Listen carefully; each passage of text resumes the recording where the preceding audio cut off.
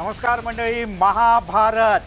महाभारत सुरू होत आहे पुढच्या काही दिवसात, पुढच्या 4 दिवसात तारखा लागतील बरं।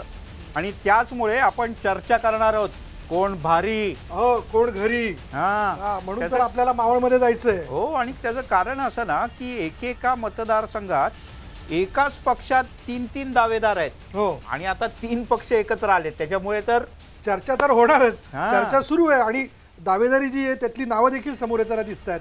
चला बघूयात मावळची दावेदारी यापुढे सांगत असताना कोणाची नावं नेमकी चर्चेत आहेत पाहूयात। तराजू आपला जो आहे ना, तर तो तराजू आपल्याला संकेत देतो की कोण पुढे आहे आणि कोण मागे आहे। पण यामध्ये ना मिलिंद जी नावं समोर येतात ते म्हणजे विद्यमान खासदार श्रीरंग बारणे यांनी आपली उमेदवारी शिंदे गटाकडून प्रबळपणे समोर आणलेली आहे। ते म्हणतात मीच येणार।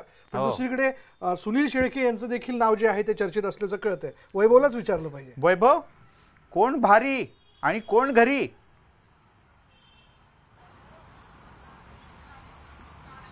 मिलिंद, राजकारणाची गणितं कशी बदलतात त्याचं उत्तम उदाहरण मावळ आहे। याचं कारण मावळचा मतदारसंघ पुन्हा शिरूर सारखाच राष्ट्रवादी आणि शिवसेना पारंपरिक विरोधक आहेत इथले मतदारसंघ तयार झाल्यापासूनचे। आणि त्यातल्या 2 टर्म ज्या आहेत त्या श्रीरंग बारणे हे शिवसेनेचे खासदार राहिलेले आहेत। ते श्रीरंग बारणे आता एकनाथ शिंदे गटामध्ये गेले। राष्ट्रवादीकडे ही जागा असल्यामुळे अजित पवारांच्या बाजूने नेमकं ही जागा मागितली जाते। मात्र विद्यमान खासदार जो आहे तो शिवसेनेचा आहे। या सगळ्या परिस्थितीमध्ये आता नेमकी महायुतीची उमेदवारी कुणाच्या गळ्यात पडणार यासाठी जी रस्सीखेच सुरू आहे, म्हणजे ही जागा आपल्याकडे खेचून आणण्यासाठी म्हणा किंवा विधानसभेला आपल्या जागा पुढच्या क्लिअर करण्यासाठी म्हणा, या सगळ्या गोष्टींसाठी राष्ट्रवादीकडून सुनील शेळकेंनी दावा ठोकलाय की ही जागा राष्ट्रवादीची आहे, आम्ही या जागेवरती लढायला तयार आहोत। दुसरीकडे श्रीरंग बारणे जे गेले 10 वर्ष खासदार आहेत, त्यांना दोन वेळा संसद रत्न पुरस्कारही मिळालाय। मात्र तशा अर्थानं गेल्या टर्म मध्ये त्यांचा कनेक्ट जो आहे तो फारसा राहिलेला नाही किंवा वातावरण जे आहे ते त्यांच्या फारसं बाजूनं नाही असं म्हटलं जातंय।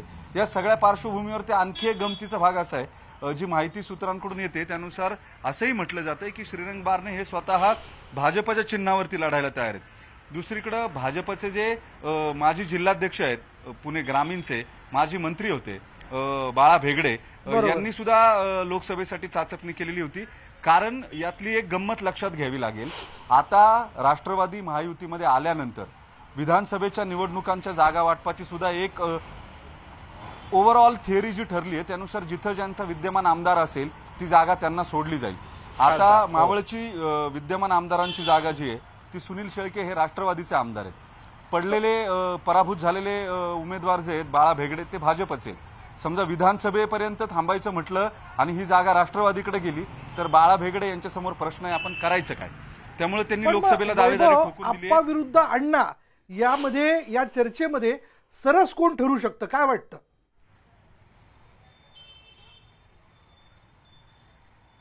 या चर्चेमध्ये सध्या तुर्तास एक दिसतंय की 2 इतर उमेदवार जे आहेत किंवा जे 2 दावेदारी करतायत, बाळा भेगडे असतील किंवा सुनील शेळके असतील, हे त्यांच्या जागा सेव्ह करण्यासाठी दावेदारी करतात असं सध्या तुर्तास म्हणता येईल। श्रीरंग बारणे हे विद्यमान खासदार आहेत, त्याच्यामुळे त्यांची बाजू साहजिक वरचढ राहणार उमेदवार म्हणून किंवा उमेदवारीसाठी म्हणून। फक्त मुद्दा एवढाच आहे, ते लढतात कुणाकडून? ते एकनाथ शिंदे गटाकडे ही जागा येते आणि मग लढतात धनुष्यबाणाच्या चिन्हावरती की अंतर्गत आदलाबदली होते आणि चिन्ह भाजपचं येतं। या सगळ्या गोष्टी ज्या आहेत या रंजक असणार आहेत। त्याच्यामुळे शेवटच्या टप्प्यावरती हे समजेल उमेदवारी जाहीर झाल्यानंतर नेमकं काय घडते, कुणाला उमेदवारी मिळते, कोण कुठल्या चिन्हावरती लढतंय। बर वैभव, तुर्तास धन्यवाद। पुढच्या 2-3 दिवसात कळेलच आपल्याला कोण भारी आणि कोण घरी। आप्पा की